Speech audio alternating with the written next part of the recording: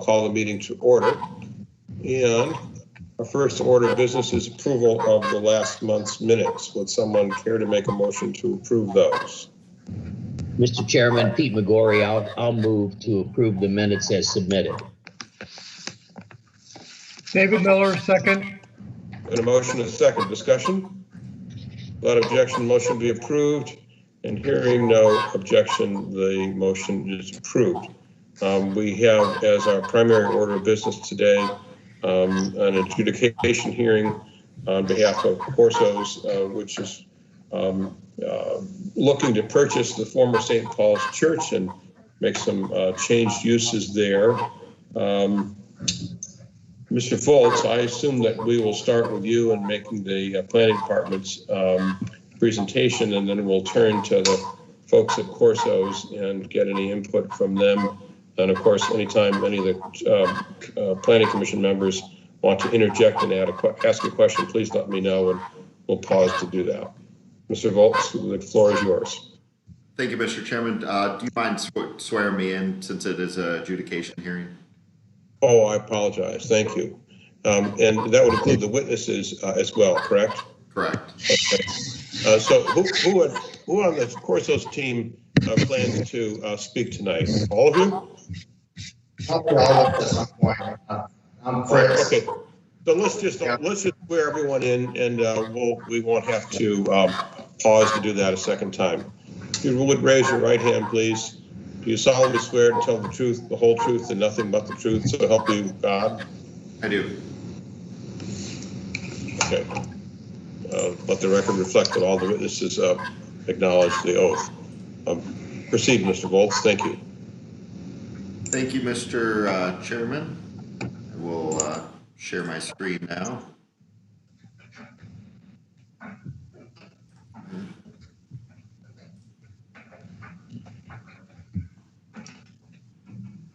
I don't know if, is it sharing? Not yet.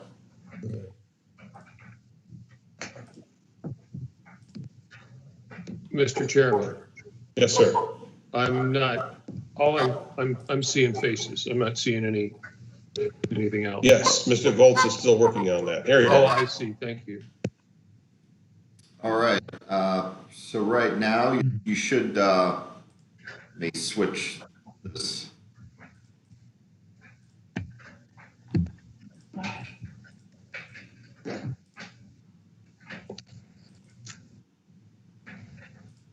Should all see the presentation on your screen. Mr. Chairman, I see a green or a tan circle with GV in it. I don't see anything other than that.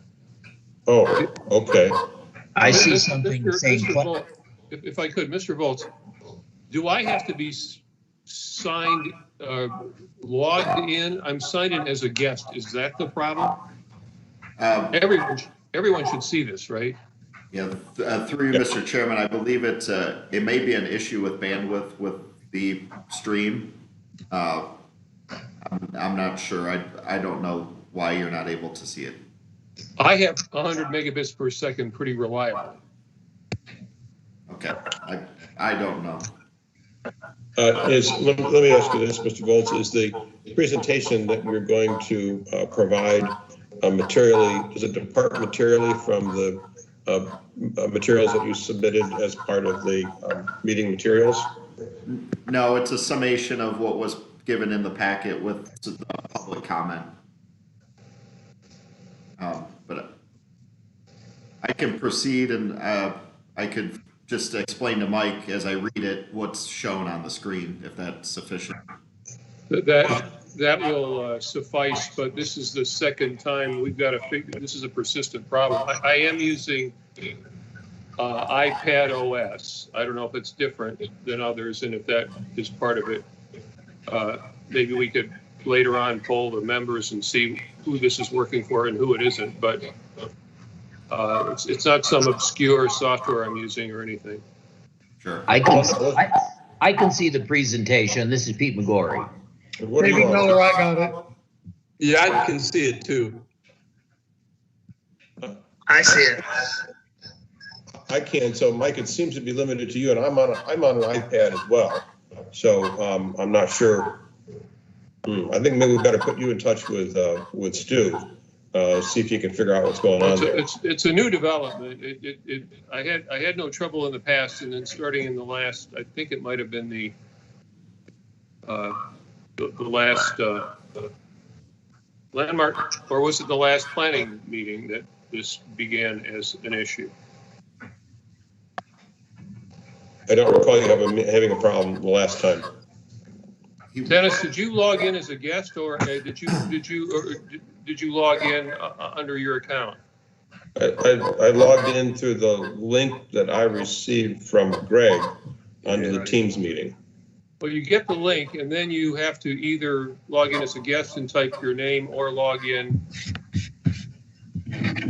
I don't know, Mike. To your Microsoft account. I use it so often it doesn't ask me to put my name in. Right, So, because you're probably already logged in. So I guess I'm going to ask Mr. Volz to make sure that the availability of the content is not limited to members and does not exclude guests, because I'm logged in as a guest.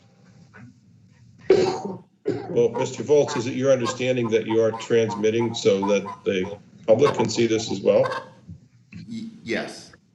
Okay, that's what I'm expecting. Okay. Thank you. Okay, thank you.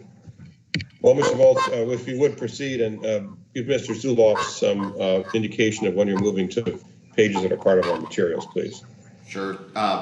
So as mentioned, this is for an adjudication hearing for Fritz Mueller on behalf of Corso's Perennials and St. Paul's Church has submitted an application for an amendment to the zoning map for 2211 Mill Street.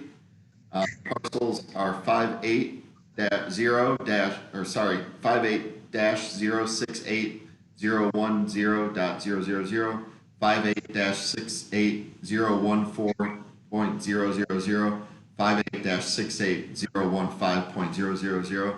The application is to rezone the site from public facilities to commercial service. Mike, I'm showing the site location, which is at the corner of Mills Street and Perkins Avenue, next to the former YMCA facility. The zoning nearby is mostly single-family residential, along with limited manufacturing at the former YMCA property and heavy industrial to the south in Perkins Township. Mr. Volz, to save you some trouble, I'm streaming the YouTube, so I should be able to see whatever so don't worry about it. Perfect, thank you. The applicant is looking to rezone the property to create a campus-like environment with a variety of uses, similar to Cedar Point dormitories. This would be primarily for migrant workers as well as college students, but also a training facility, trial garden, and at times maybe host to public events. Along with this rezoning, this project would also require a conditional use permit from the Planning Commission to allow for a group home setting. The conditional use permit would enable conditions be put onto the approval of that permit. As of 2019, there had been 6,800 religious buildings sold in the United States over the previous 5 years. This trend, while disheartening, is also playing out at the local level with various religious buildings being up for sale recently or currently. Some local churches have recently been effectively adaptively reused. Staff does believe that this property is going to be redeveloped in the future, and it will require a rezoning, and commercial service does appear to be appropriate for this location in the long run, no matter what the intended end use would be, due to the location along commercial corridor and other adjacent uses such as heavy industrial across the street and the new Honor facility next door at the former YMCA. Corso's supplied a principal vision document with this rezoning application, which includes the uses they would envision occurring on the site. I did previously mention them briefly, which includes housing agricultural workers brought through the USA via the H-2A visa program, housing college internship students primarily from the Ohio State University Agricultural School, training location for the college agricultural interns featuring a trial garden, and training location including conference training room for the landscaping company, as well as showcases of the aforementioned trial garden to employees, Corso customers, and at times the public. Staff has discussed occupancy of the buildings with the building and fire department. Occupancy is heavily dependent on a number of factors, including sprinklers, fire alarms, and restroom facilities. So at this time, we were not able to get a determination on occupancy from the building department, as plans have not been drawn up yet. In the staff report for this application, staff recommended the approval of the proposed amendment to the zone map for 2211 Mill Street. But since the staff report was written, staff has received comment from neighboring residents and Corso's representatives. Listening to concerns, we believe that more public outreach should occur. An open house that is COVID safe for the neighborhood to come ask questions and look at the proposed enhancements to the property could occur before the March Planning Commission meeting. But that staff does maintain its recommendation that was within the staff report. If it is okay with you, Mr. Chairman, I would like to read the public comments I have received. Please proceed. Dan Level at 2106 Mill Street had these questions. Do the workers that would live here have background checks? Should neighboring property owners expect partying, carrying on, and coming and going at all times of the day? If they do have automobiles, will there be excessive traffic back and forth, even in the parking lot? The church didn't allow residents to use the parking lot. Will Corsos have a problem if the individuals in the neighborhood use the parking lot for parties? How will transient workers affect property values? Where will migrant workers work? So where are they going to be employed at? How many students will be at the site and how long will they stay? Is it a semester, 2 semesters? Will the students be able to have alcohol on site? And then this is from Daryl Murphy. In reference to the proposed change of zoning for 2211 Mill Street, parcels 586801-00, 58-69014, 000, 58-68015-000. On behalf of some of the residents of Mill Street and my uncle who lives next door to these parcels, we object to any change of zoning at this time. Although we know Sandusky is a welcoming city, there is concern of safety with transient migrant workers. The number of workers who would be housed in these facilities is unknown, but still could be problematic. As these workers would have no real ties to our area, what would prevent them from committing some offenses and leaving the city? Who would then be liable for damages? Is Corsos accepting this responsibility? We are deeply troubled in the conclusion recommendation. The city planner staff recommends the approval of the proposed amendment. The taxpaying city residents of Mill Street are opposed to this proposal. If this was a public forum, we could pack the room with dissenters to this proposal. We are asking the Planning Commission to object at this time to this zoning change. Thank you, Daryl E. Murphy the first. Thank you. Any additional public comments? That was it. I did have one more item. Let me just.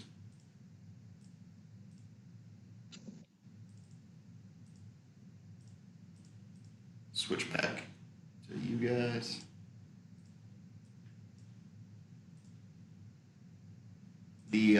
My last item I would like to mention is if Planning Commission tables the item, staff asks that it is tabled until the March 24th Planning Commission meeting so that staff can send out necessary notifications to adjacent property owners again, as well as the applicants are joining us for tonight's meeting and are available for questions. That's it. Thank you. Okay, thank you. Planning Commission members, what is your preference? Do you wish to ask questions of Mr. Volz now, or should we proceed to hear the comments from the applicants? Through you, Mr. Chairman, I have a couple of questions that some of the residents in the area have called me and that I didn't have the answer for when they called me. One of the questions was, how many residents are going to be housed there? Another question was, is this dormitory going to be co-ed? And some of the questions that Mr. Murphy brought up, that was part of it, but those were the only two that he didn't discuss. So if anyone could answer those questions. Mr. Volz, are you able to answer those questions, or should we maybe ask the Corsos folks to consider including those answers as part of their comments? I do not know the answer to those questions, so that would probably be best for Corsos to answer. Okay. Mr. Chairman, I just have one quick question for Mr. Volz. So you said again, you would be notifying the neighbors again. So the neighbors were notified of this meeting that we're having here, correct? Correct. Okay. Mr. Zuloff, you're on mute. Thank you. Mr. Chairman, I think would be helpful to clarify a couple things. I don't know if Mr. Volz, I was distracted with trying to get the YouTube going. I don't know if Mr. Volz mentioned that this zoning change alone would not be sufficient to allow this use. That you would also need a conditional use permit, which will be a separate application and presumably would reveal a lot of the details that may not have answers yet. I also, in principle, and I'm going to talk in some generalities here, and I'll tell you why in a minute. In principle, it's really important to talk about that we're looking at a zoning change. So a couple things. The zoning change, once made, will allow any use within that zoning change. So we're not talking about the proposed use here. We're talking about permanently or semi-permanently, indefinitely changing a whole basket of allowed uses for the property, right?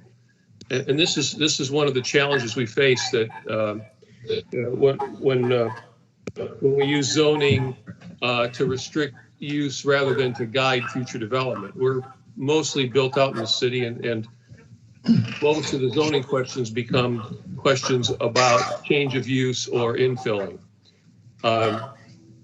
So this particular application strikes me as alternatively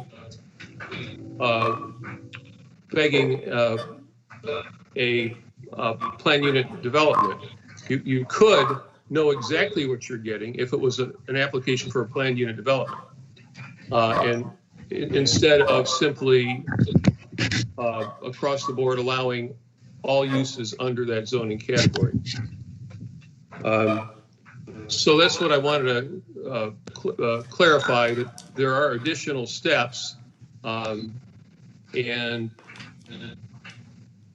maybe some of the issues are kind of irrelevant, and some of them are actually kind of worrisome, that I, for one, would, if I was deciding this, would not consider ethnicity, national origin, and that sort of thing in deciding this use. So I think it's important to be careful there. And I'm not sure that because it's a public hearing, you're allowed to hear from the public, but I think I'd caution you about getting into a debate as to the merits of this with the public.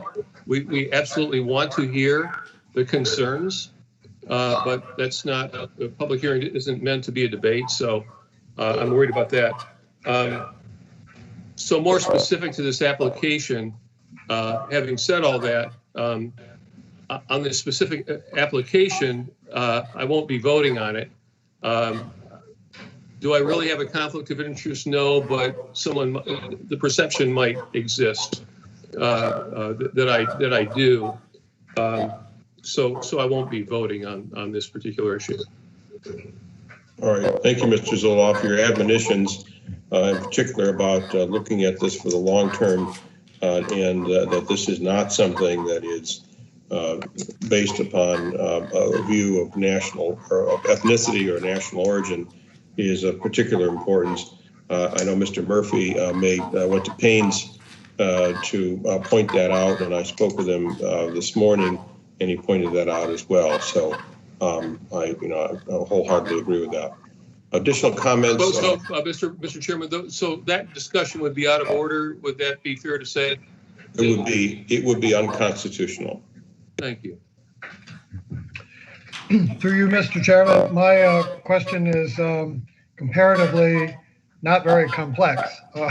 Trial garden, I assume that's an outdoor thing, as there's really no plan of what percentage of the acreage can be covered with gardens or setbacks or any of those kind of things are not, I guess, relative to Mike's comments, not really what we're here to talk about tonight. But I was just curious about a trial garden. I'm trying to picture this new use. I don't think Mr. Volz has any answers to those questions, but perhaps the Corsos folks do. Mr. McGorry, anything before we turn it over to the applicants? You're asking me, Mr. Yes, Chairman? I just want to make sure everyone has a chance. I just sat up and I'm just thinking about this whole thing. A couple of thoughts. I mean, what we're really talking about is ongoing land usage, and we could do nothing if we end up doing nothing, and this could be a vacant building for a long, long time, unless another church would go in there, which I think is, given everything, unlikely. I totally appreciate the residential property owners' concerns. Looking at the positive side of this, though, and thinking about an outdoor garden and the international flavor of this could turn out to be just a very nice situation for everybody, and everybody could be pleasantly surprised. So I understand the concerns, and the fear of the unknown always exists. And I also want to say, Mr. Zulauf generally makes comments about the negativity of spot zoning, but we do our best, I think, to come up with zoning based on plans for the future, but the best laid plans of mice and men always change. And so then we're left with trying to make the best choices we can for redevelopment. You certainly don't want to necessarily put in a nuclear waste dump there, but I think this concept is far from that. So I'm looking forward to an open house and some more information. I think this could be positive for the city, positive for the neighbors. Those are my thoughts. Well, all I can say in response is it's only an erudite planning commission that hears Shakespeare quoted in part from its members. So very good to you. Corsos applicants, I think it's time to turn it over to you, and you could identify yourselves before you speak for the records and for the planning commission. I'd appreciate that. Thanks for being here tonight. All right. My name is Fritz Mueller, and I'm the CFO for the Corsos and the Corsos organization. Gus? I'm August Corso, normally called Gus. One of the owners of the Corsos, and probably the elder one, and just here to move forward, keep our business going, and hopefully if we do get this passed, we can assure you, and maybe that's just words, but we would keep the property looking very good. And when we say trial garden, that would be to grow plants of new origins. We get samples in from breeders across the country, and then we grow them for a period of a year or more to see how they perform, both climate-wise. Do they winter over? Do they flower good? Do they hold up long? And it's part of our procedure to get new plants and new varieties. And our interns take care of that with weekly reportings of just how they're performing that we share with others then to see which varieties are the most logical for our area. I'll turn it over to Chad. I'm Chad Corso, president of the company. Appreciate your time today to discuss this and answer some of your questions. A couple that came up earlier, you asked about the how many people on the site. We're planning about 160 people will fit into the church at this time with some reconstruction. And then the houses will be used for our internships from Ohio State, and that can vary a little bit. There will not be co-ed living in each building. It'll be in the main church there, it'll be all males, and the houses may be one male, one female house. So that answers some of those questions that were brought up. Our group of labor that we bring in from Manzana, which is a company that we have organized to hire the people and bring them up, does the background checks through an H-2A program that's run by the government. They are brought up here throughout the season and rotate through, and it'll be all males in the house, in the church, as I mentioned, and there'll be no drinking on site. The company we use has a 0 tolerance to alcohol. We have 0 tolerance to alcohol on the entire facility, which should eliminate any partying. And as far as vehicles go, the group we use has a bus for every 50 or so people and a crew leader that stays there, a supervisor that runs that group of people and takes care of moving them around. So the traffic will consist of 3 buses, and then we run a van for our internship program with our own employees. So very limited traffic, very controlled at who goes where and when. These drivers and supervisors will take the employees to grocery stores on the weekend. They've done things such as going to Planet Fitness in the past. We have some staying here that'll get a membership for that group going. They may do something like movies or just go out and do something, play soccer in the adjoining field. We'll have a soccer field set up. So, Rich, you want to add to that? Yeah, this is a 3rd year, and you've probably seen the big Manzana buses going around town.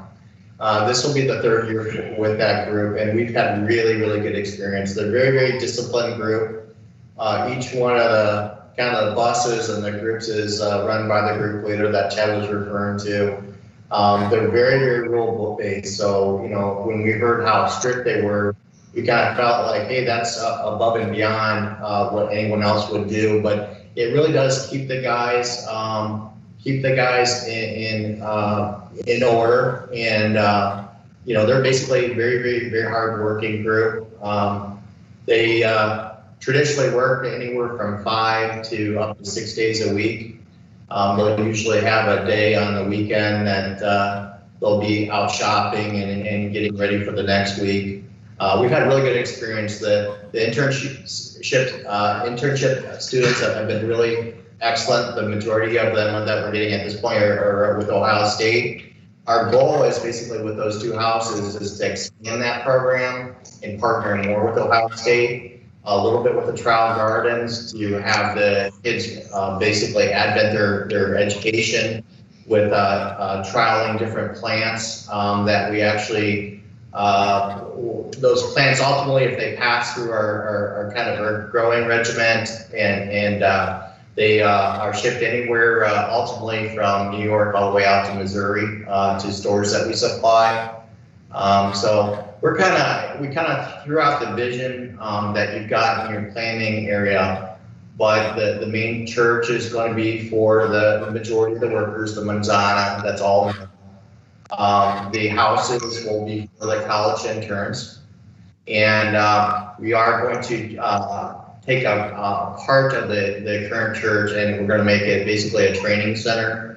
And there's a couple different groups that we have. We have the wholesale group that is part of supplying the stores that we were just referring to. We have a landscape group where you see the truck going all the way around, and they would be doing training in that facility, and also to some extent the retail garden group, but a little less so. So that's a garden center that you guys are all familiar with. So, I mean, that's pretty much a very, very good group. I think the pattern that we've noticed, we actually have 20 of the Manzana workers in our house right adjoining our property on Route 250, and we've had really no problems at all.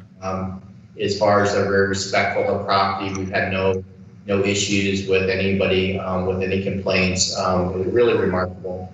They're here to to work, and very remarkable group. All right, anything else that you folks want to add at this point? I don't mean to cut you short. I think we've got it. Yeah. And Greg, on the questions that you asked earlier and yesterday, is there any other ones that are outstanding? I think it was concerns over parking. Through you, Mr. Chairman, to the applicants. I think the couple that I haven't heard yet are, how many students are you proposing to have in the houses, as well as will the whole site be alcohol free, or will the students be able to have alcohol? And then you answered the H2A background check question, but I think you covered everything else in the questions. As far as the students, we always have on average about 8 students, which is probably equivalent to one of those houses. We probably almost double it over a period of time to enhance that group. That's the enhancement with Ohio State. As far as the alcohol with the students, we really haven't monitored that as much. So we'll have to take an internal review here and say, are we going to apply the same rules that Manzana is applying to their workers? So that's something we're going to have to work with here. But we've had no problems with the internship students with any kind of complaints or issues that we've had with them. So up to this point, it's not been a problem. And our program there is 3 years now or 4 years now with that program. So we're starting to get a pretty good track record, real strong track record with both groups. And we're just looking for a better housing situation. And then that property is basically, we can grow to other parts of our company to basically grow the company with it. The past 4 years, we've been housing the interns at apartments on McKinley Street and have had no problems that have ever been brought to our attention. Well, that would be valuable for us to take a look at that, and I think we can do that, because I think that would be very helpful for the residents in the area to know that you've been right here in the community already with folks in the same program, and if there haven't been any problems, and I think that would be valuable for those folks to know. Let me open it up at this point to the commissioners to see what questions they may have of the applicants. And then after we conclude all of those comments, we can begin questions, we can begin a general discussion among ourselves. Does that sound good? Through you, Mr. Chairman. Please.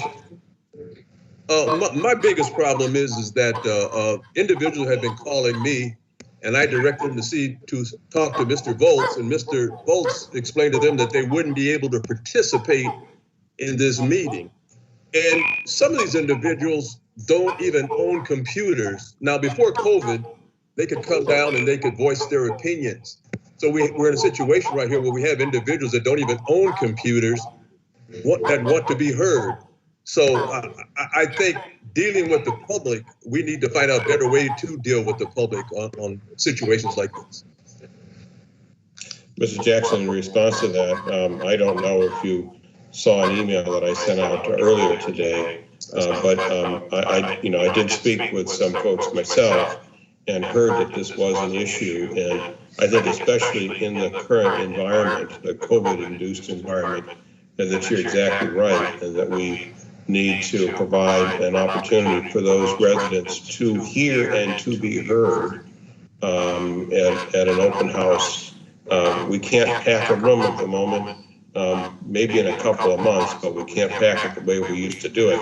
So we need to find an alternative solution, and that's why I proposed what I did, which is just to just to cool this off just a little bit. I mean, I understand that the folks at Corsos are anxious to move forward, but we need to do this in a way that's a win-win for them and for our community and for the neighborhood if we can. And we need to take those local concerns into consideration. So I agree with you. Mr. Zillow. Mr. Chairman, two things. Number one, I want to completely agree with the concerns Mr. Jackson raises. You're kind of at a disadvantage. If you have a cell phone, you can participate even if you don't have internet or a computer. But that might not be enough. You can even dial in with a old-fashioned landline, but that sort of limits your participation. So it's a very unequal footing for the public. And I don't know how we fix that other than attempt to make every accommodation. And I'm speaking generally here because this has been important in other meetings too, not just this one. The other point I forgot to make before is I'm taking this to be an application from the property owner being represented by the applicants we see as agents for the property owner, because our zoning code permits only 3 ways for changing the code, and that is initiated by the planning commission, by the city commission, or by the property owner. So just for the record, I am viewing it, even though again I won't be voting, I just thought I'd raise the point that because it came up in another application for a change to the zoning code and the zoning map. So I don't know if the law director's here or not, but I think I'm correct in saying that we need to take this as an application from the property owner. I believe that you are correct, Mr. Zillow, and I believe that the application alluded to as much, although perhaps it could have been super crystal clear and maybe not a bit. Mr. Volz, please. Yeah, through you, Mr. Chairman, to Mr. Jackson, I do want to reiterate that we'll take phone calls and make sure that we get comments via phone calls. And Mr. Lovell actually stopped in today, and I had him write down some more questions that he had for me today as well. So while that's never equal to a in-person formal meeting, I do want to make sure that people that are watching know that they can reach out to us, and we'll make sure that their comments are heard. And that I just want to make sure to reiterate that. Okay, thank you. Mr. Chairman. Thank you. I just want to make the observation that over, I don't know if it's been the last couple summers or when the weather was warmer, but at least the last summer, I have seen that or one or more Manzano buses around town, sometimes out at Walmart, which is one of my favorite shopping venues, and have noticed the young people who disembark and go into the store, and they don't look to me like a whole lot different than the kids I see around or the young people I see around our town. And I don't want to stray too far afield from this issue of zoning and what's being proposed here, but this is a group of international visitors, even though they're working here. And when I think of what we're doing or attempting to do with the new planning for the downtown, and we're looking for events, this could be an opportunity to incorporate an international festival too. So I just think this whole operation could be a win-win if it's presented properly. And if we don't let, as local citizens, fear overwhelm us, fear of the unknown, fear of something different. Mr. Miller. Yes, Mr. Chairman. Musing a little bit as a former board member of the YMCA, I have some sympathy for the property owner in trying to determine the next phase for the property that they've held dear low these many years. I'm sort of intrigued by the prospect of an open house to answer questions and so forth. But my question is that something that Corsos has agreed to, and if so, do we have a time frame or a general framework of how that kind of event could run? Mr. Mueller or Mr. Corso, are you the Mr. Corsos? Could you address that question, please? Yes, we have agreed to that. So, and I think that was in the recent days, actually yesterday. So I think what we'll have to do is nail down the day and the time frame, and then we can basically have it at the church. We'll have to obviously have it under the constraints of the time we're living in right now, but we can certainly try to have a storyboard of the vision of the property and give questions at that time. So, and we with Greg on that and the church as well. And I assume it would be in the evening so that more people would be able to attend. Yeah, we could do it in the evening, and probably right at that front atrium area would probably be the best area, and just make sure that we got enough space to do it safely. Well, 5 o'clock works well for this group, so that would be good for a lot of folks, I think. Mr. McGorry, you wish to be recognized.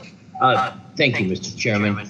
If it would be possible to have some of those Manzano workers, if there's some of them are there already, at that open house so people could see who we might be dealing with, I think that would be helpful.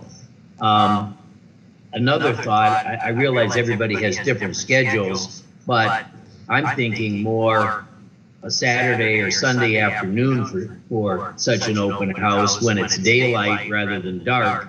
And I don't know, I just, sometimes when I'm tired at the end of the day, I'm less open-minded. So just a thought. Good thought.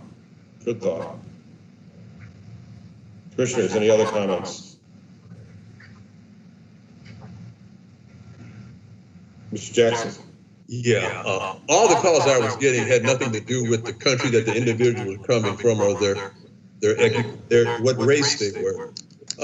But the situation was that they were used to a church being there, and then now something's going to be changing. So they were just unfamiliar what the change was going to be, and those were their concerns. And Mr. Jackson, let me just address that because I felt it was important to take a pause so folks can have those questions answered, because this is a major change to the neighborhood, potentially. I understand that. It may not be. In the end, it may be a significant enhancement to the neighborhood, but it is a change to the neighborhood. And, as someone said, I've lost track of who that was. Maybe it was Mr. Zuloff, maybe it was you.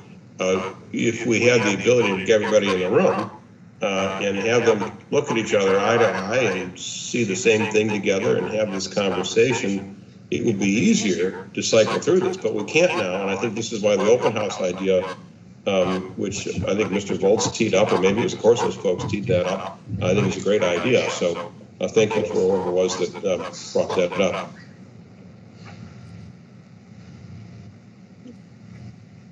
So we do not have a, Mr. Volz, you'll have to help me with the procedure here. We are in the midst of hearing, and commissioners are still asking some questions. They may have some additional questions yet. And it may be that the Corso's representatives have some additional comments, but they would like to offer.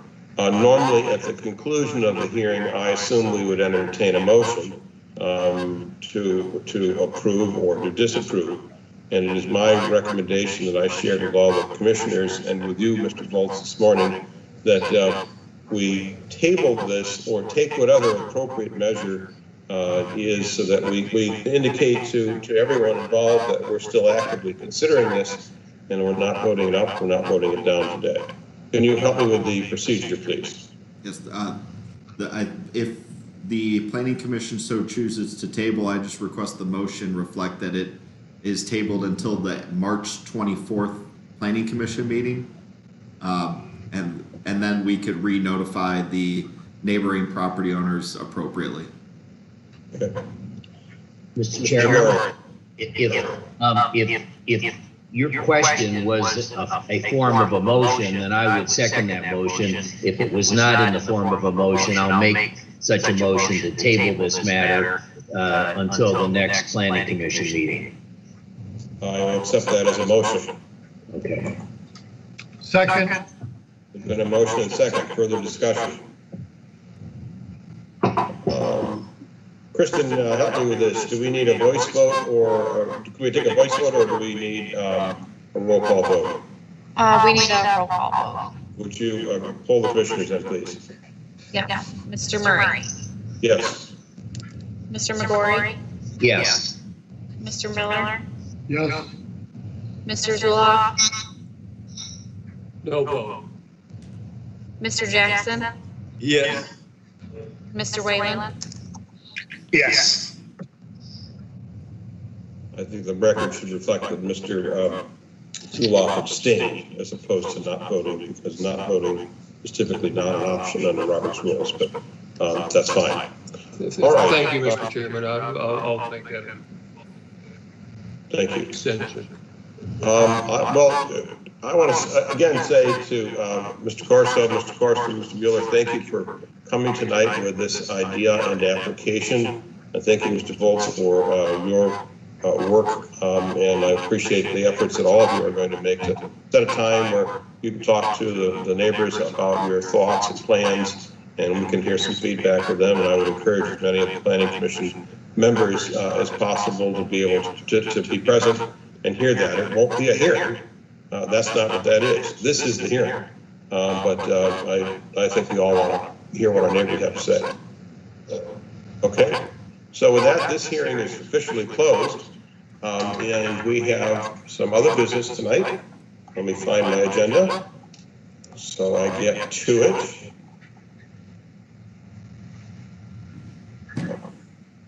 This one is a little bit more on the,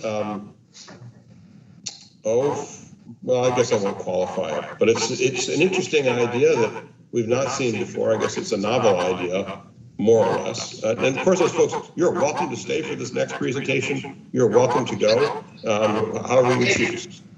But Mr. Volz, why don't you tee this up? Let us know who's going to be making the presentation and what we should expect. Thank you, Mr. Chairman. This will be a presentation by Tom Horseman, and he's done a lot of the heavy lifting and research on this over the past 6 months to a year. So I'll give it to Tom from here. Hello, Mr. Horseman. Thank you, Mr. Chairman. I have a presentation I am in the process of sharing with you all. Give me one moment.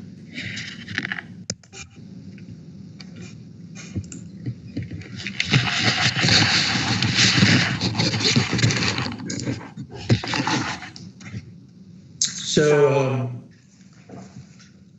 again, thank you all for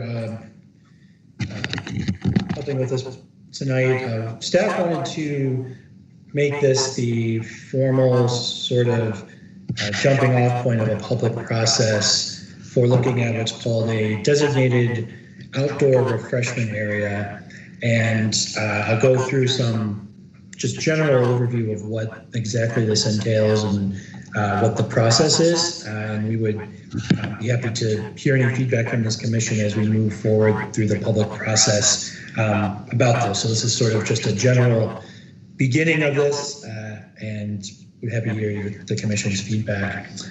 So for those of you who may not be familiar with what exactly this program is, it's a state law that was passed a couple years ago that allows cities to set up districts, usually in their downtowns, of up to 150 acres, that relaxes open container regulations that typically are in place. And Mr. Chairman, I hate to interrupt, but I want to point out that I'm having no trouble seeing this presentation. So if that's helpful to Mr. Volz to try and, I'm going to count on his help. Sorry for the interruption, but I think that. Okay. Thank you. Thank you. So, as you may remember from last month and from the City Commission meeting just this past Monday, the Downtown Sandusky Master Plan was adopted and is one of the top 10 policy and programming priorities was the creation of a downtown outdoor refreshment area. So this stems from both the adoption of the downtown plan, but also a multitude of public feedback that we've received over the past few months and even years from downtown business owners, from visitors, from residents and other business owners in the city. But also with COVID still being in our midst for the foreseeable future, just being able to allow some flexibility for our downtown establishments in terms of capacity and being able to serve the largest number of patrons as possible. But also beyond that, to really be a positive impact on downtown and attract more people to the city and just really serve as a great marketing opportunity. So to give you a overall context of what these look like across the state, they've really grown in number in recent months, and there are now close to 60 from my count that are established and many more that are currently in development. I made a map here just to show you the ones of surrounding cities in Northwest Ohio, including Port Clinton, Norwalk, Fremont, Tiffin. I myself have spoken to representatives from Fremont and Port Clinton just to get their feedback about how things have been going. And overall very positive. So these are now many of them have been around for a few years and have been very well received from all the feedback that I've heard. So to give a general rundown about how this works, because I think there are some misconceptions out there about what this is. I think when we first heard of it, I think there was a fear of turning downtown Sandusky into Put-in-Bay on a Friday night or to Bourbon Street, which I think everyone is agreement is not the type of activities we want to see in downtown Sandusky. And so what this does is it allows patrons to purchase alcoholic beverages from defined establishments in the downtown, and they can take those beverages outside into the public realm as long as they are in a designated plastic cup, which would be provided to the establishments. They cannot bring that cup into another liquor serving establishment. So for example, you can take your beer from Daly's to go sit in Shade Mylander Plaza, but you could not bring that beer into Tony's. However, you could bring it into Fabulous Female or the Marketplace as long as those private property owners are so willing to allow that. And as you can see, some examples on the side of different signage options that different establishments use in different cities, just saying whether they're welcome to come in or not. Also, the state law does mandate that DORAs need to be recertified by the city council or city commission every 5 years. So they must examine how it's looking and can make a decision to continue it or discontinue it. That being said, if there's any changes that the city commission would want to make to it after it goes into effect, they can do so. And if it's decided that there are problems or issues, the city commission can also dissolve it once it's created. So I think that's it's built in to be able to be controlled locally depending on how it's going. Just as importantly, I mentioned some of these before, but the DORA is set up to allow people to enjoy the downtown, enjoy events, enjoy different establishments, but not to encourage public intoxication or binge drinking.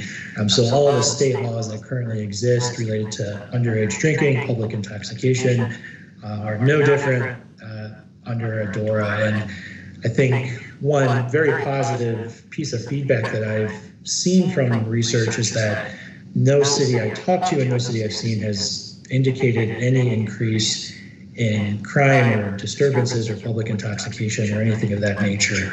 And I think that's because you have to purchase this drink from the DORA establishment. You cannot bring your own drinks, you cannot bring your own cans or glass. This program is for one drink once you leave, and then you can go to another establishment and get another one should you so choose. And I mentioned that all the drinks do need to be in plastic cups, and many cities have a common cup that is used with the branding of the DORA or the city. Some cities have sponsors that help subsidize some of the cost for the cups. Some put their guidelines on there to ensure that people know exactly what the guidelines and the rules are for the DORA, just so that they know for sure they can see them. The process for how we want to do this is really up to us. The only state regulation is that it has to be in a plastic cup. Most cities do this in a pretty common way of having one central distributor of cups that sells them to the establishments. And then typically we'll funnel some of those proceeds into a marketing and maintenance fund for the DORA district. To summarize some of the feedback that I personally received, I talked to, I think, 5 different cities as well as liquor control. And then I was on a webinar a few months ago from Heritage, Ohio, where there were dozens of different cities represented on that. General feedback was it was a very positive development, especially for events downtown. A great marketing tool that people used as part of a way to attract people to downtown. Some cities use it really mainly to allow outdoor dining, especially on areas where they don't have room to put fencing, which liquor control requires. The DORA theoretically allows you to have outdoor dining without fencing as long as they're in the DORA cup. Again, no safety issues that I had come across at all. People said one issue to pay attention to is to be attentive to trash, as obviously it's a one-use plastic cup. And so the state does require a safety and sanitation plan to be submitted with the application. However, most people said it was not anything outrageous in terms of trash that was created, but just kind of watch and adjust as needed. Keeping hours consistent throughout the week is helpful in making sure people know what the regulations are. And so there's a lot more feedback that I can go into and be happy to ask any if people have questions. I just wanted to give a general snapshot of that. One thing that we wanted to propose to this commission and also solicit additional public feedback on throughout the process are the actual boundaries of what this would be. And so based on examples from other cities, as well as looking at our own establishments downtown, looking at the size of our current entertainment district that's on the books. This was a proposal that was drawn up. Essentially, as I mentioned, the state mandates it has to be 150 or fewer acres in size. And at least 4 liquor establishments have to be in it. And the city can set the hours of operation. So most cities do it 7 days a week, various times. 9 a.m. to midnight is a proposed time just to allow the greatest use of it. But again, those are all things that the city can decide. That's not mandated by the state law. And if anyone has questions about boundaries or discussion, I can go back to this slide afterwards. So I wanted to give a brief overview of what the process looks like for creating this. So today is the first part, and obviously before this involved lots of feedback from people to us as the staff, and also part of the surveys of our downtown plan. It was a very popular submission in those public surveys that we did.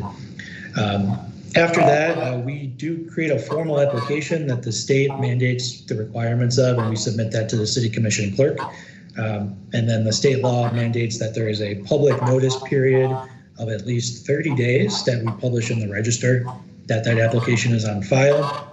And then subsequent to those 30 days, the city commission can then take it up as a first reading. And if approved by the city commission, then the application and legislation is sent to liquor control. And what happens is all of the establishments listed in the application then would get special DORA permits, which would allow them to serve. And then subsequent to that, we can open it to the public and begin the marketing of it. To make sure that the public has access to all the information and a method of submitting feedback, we created a web page through our planning section of our website, cityofsandusky.com/DORA. And this presentation will go up there, and I'll put the video up there as well as any additional information as it comes along. We also created a public feedback and question message box so you can submit any questions and staff can respond to those. One piece of advice from cities was just to make sure that the public is informed about what exactly it is and to sort of make sure all the misconceptions about this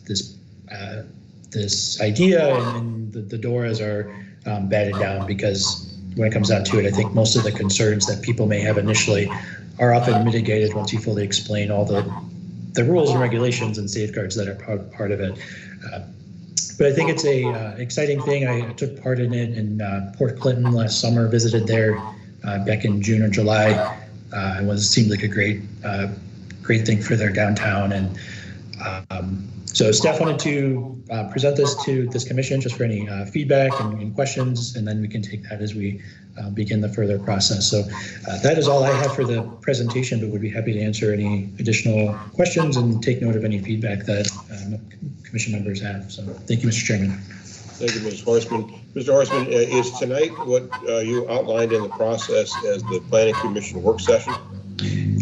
Yes, Mr. Chairman, it's not a requirement in the ORC per se, but that's internally what we began this process as, yeah.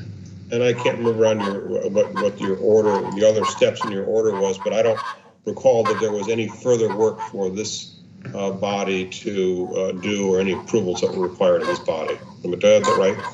That's right, Mr. Chairman. We are not asking for any approvals or work from this body. Perhaps the phrase in work session may be not the most appropriate, but just feedback and any questions from this commission to the process. And I didn't ask the right question. I apologize. I didn't mean to suggest that we didn't have a role here. We do have a role, and that's why you're here, listening to our feedback. Commissioners, questions or comments for Mr. Horstman? Mr. Chairman. Mr. Zulak. So, boy, a whole lot of things. This is pretty consistent, I think, with the downtown master plan. First reaction, the area seems inappropriately large. I don't know if it's because everybody wants to be a part of it, or we're envisioning, people walking around with drinks in the entire downtown. I'm not saying it couldn't work, but this is kind of a big deal. We all know that those who forget history are doomed to repeat it. We got prohibition because of excesses of public, in part because of excesses of public drinking. There used to be women's clubs where women could escape the street to avoid molestation by the drunks on the street. And when prohibition ended, it ended with some rather strict restrictions on that were intended to prevent the previous situation. And I'm not saying that's where we're headed, but these are things to keep in mind, how we're going to keep a handle on it. I can tell you as a downtown resident, there are plenty of disruptions even now at 2:30 and 3 o'clock in the morning, and that's without the right to carry a drink around. I raised my concern at the time that we were presented the downtown redevelopment plan about how this impacts the residents that you're trying to attract to live downtown, as well as those who already live here. And I think one of the things we have to consider when we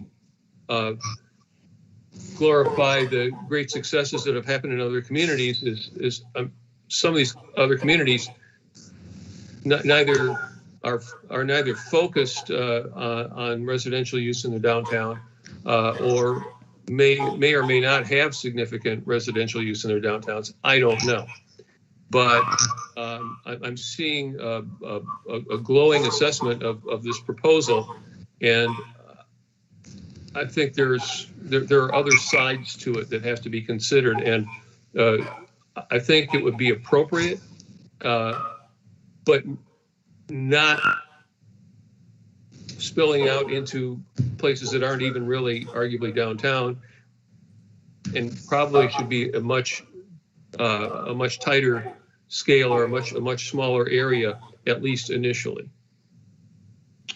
Mr. Horstman, to address the important question that Mr. Zuloff has addressed, are you able to tell us, is the time frame for the DORA coincident with the state liquor laws, or is the city able to say, hey, you can't sell DORA after, I don't know, 10 or 11, something like that? Yeah, through you, Mr. Chairman, the city has complete control over setting the hours of operation. Okay. I think that's an important point to bring forward, and I do think maybe there is a little bit of, there is some further thought that could be given to what the outer boundaries of that should be. Thank you, Mr. Zuloff. And one evening we've had two Englishmen quoted. You've just quoted Churchill, who was most known for that quote, although it existed earlier. So it's an interesting competition that we have going tonight. Commissioners, other comments and questions? Yes, I have a comment. If my memory serves me right, looking at the new downtown plan, especially on Columbus Avenue, it extends all the way out to Washington Street or Washington Road. So if you're going to be having booths on Columbus Avenue, wouldn't it be common sense to have the door extend to that point? Looking at it, I think that it does, Mr. Jackson. Are you, or would you take it a block further? Well, from what I remember of that plan I looked at, I mean, they're going to be having booths and everything right outside City Hall. And so, go ahead. Well, do you have the screen? Are you able to see the screen that Mr. Horstman is sharing right now? I'm looking at it. It goes between Central Ave and Wayne Street, I guess, where it extends out a little bit further. But I guess the reason they're extending out further, is that because of the gazebo is in that area? Yes. Yes, Mr. Chair. Yes. Yes, Mr. Jackson. Yeah, so if you're going to be having festivals, you're going to need an area probably that large. I see your point. Mr. Chairman? Yes, Mr. McGorry. McGorry, I can't see.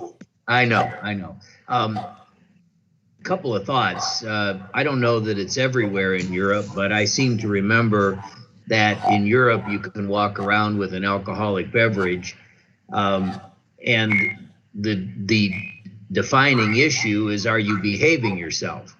And I just don't see that there's going to be a difference between somebody who doesn't behave themselves and consumes the alcohol inside, say if we made the cutoff at midnight or 10 o'clock, or somebody who consumes a little more than they should outside.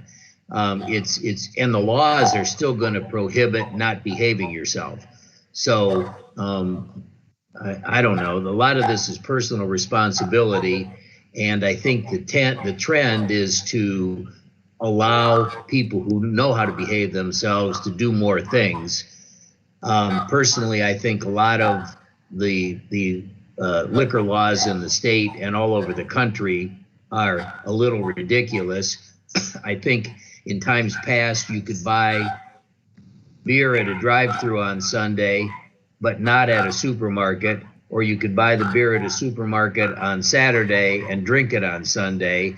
And a lot of this were just what we called blue laws, or puritanical determination on how we prevent problems. And it didn't really prevent the problems. It was just a lot of regulation that got enforced. And so I don't know. I say open it up and go after the people that don't behave themselves, which I don't think is going to be that big a problem. It's going to be few. Even on Bourbon Street, the only difference down there is just the volume of the people.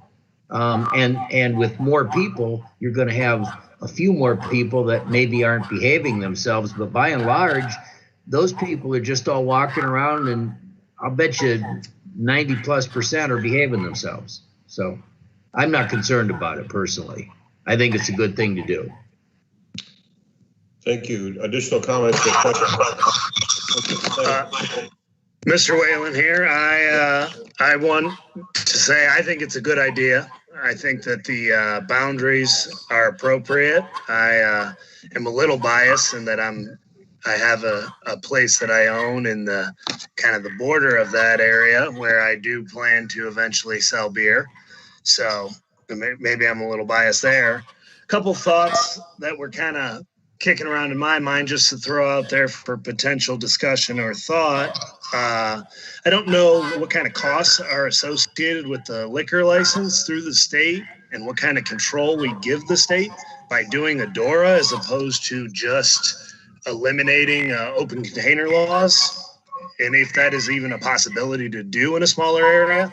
Like I said, I approve this, but I'm kind of more on the sentiment of giving more freedoms out, and I'd be fine with no liquor or no open container laws at all. So I can answer that quickly. Yeah.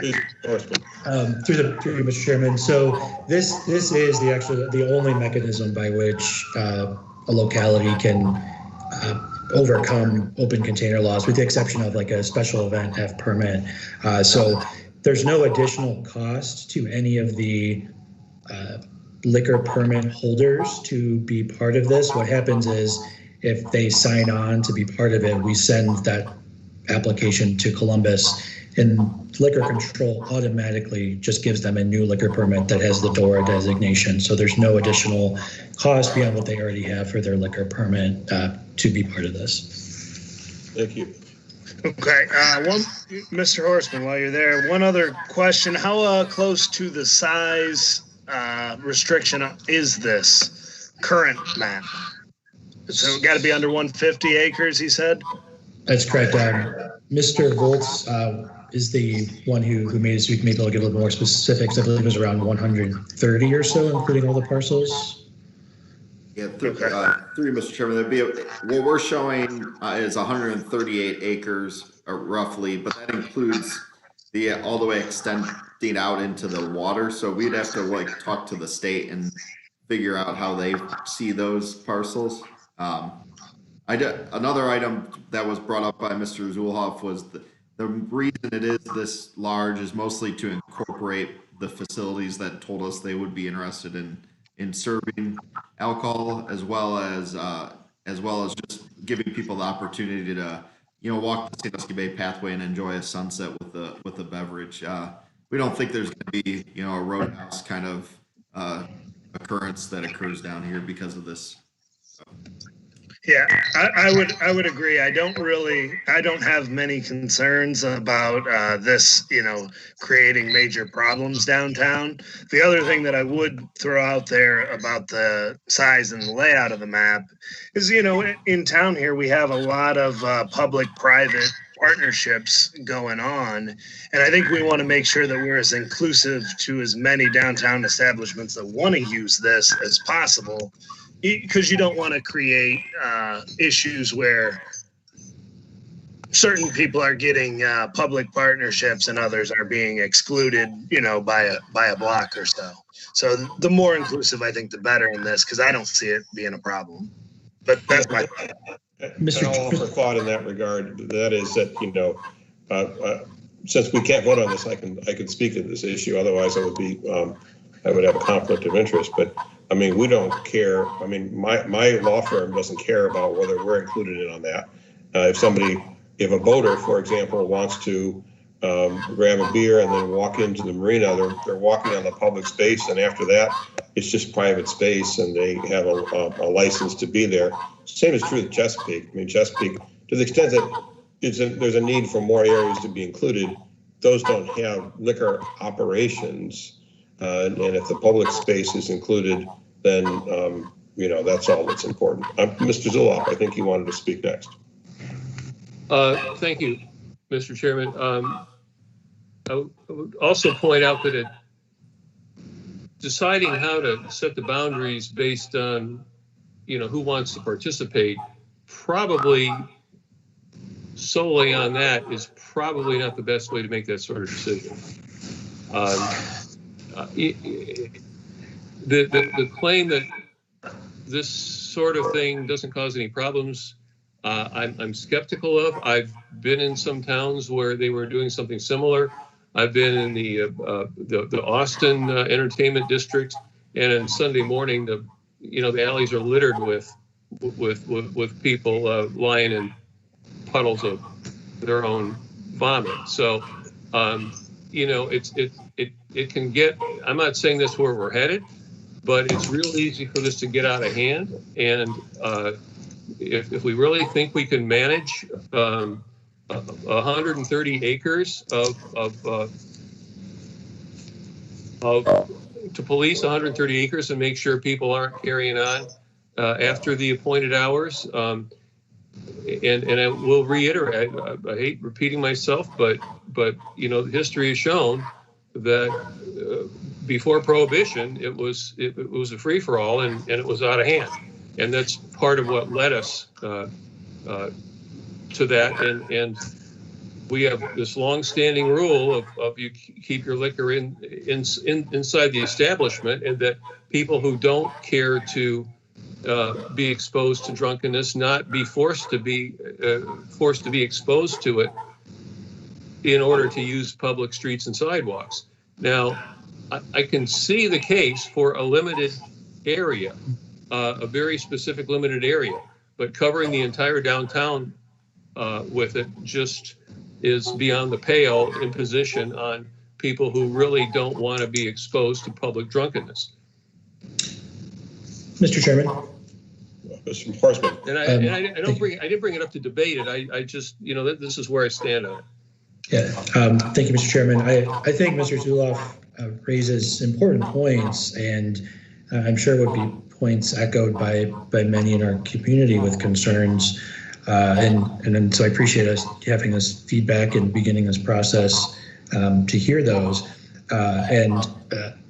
One point quickly on the determination of boundaries. Additionally, it was looked at based on the zoning district as part of the application that we need to submit to the state. The state does mandate us to make a statement of appropriate land use and whether this is in line with our comp plan and our zoning. So with few exceptions, this generally lines up with the downtown business district zoning, as well as the boundaries of the city's entertainment district, which seemed, in terms of land use, defensible for and appropriate for when we send that to the state. So just to mention, those were the two additional considerations made into the proposal of the boundaries.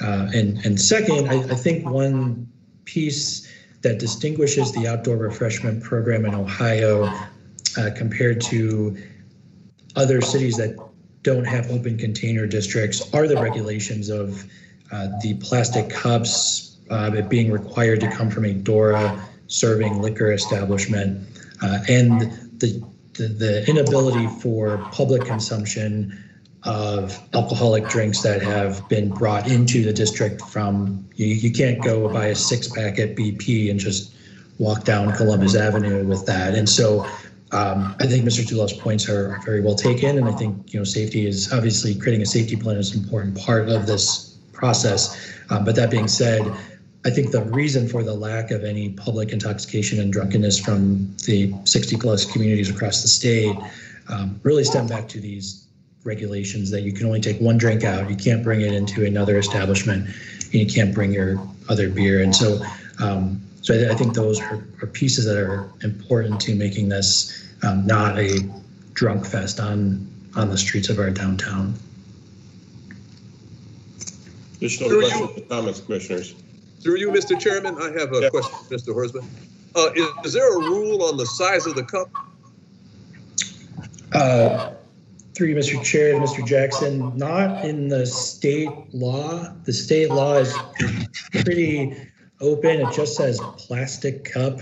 I will say the vast majority of communities that have done this have typically done 16-ounce plastic cups. There's a few that have variation. I've seen some that have done smaller wine cups, but most of them just have one 16-ounce cup.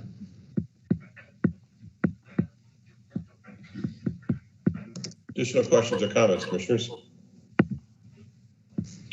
Yes, to you, Mr. Chairman. Comment. I like the proposed area.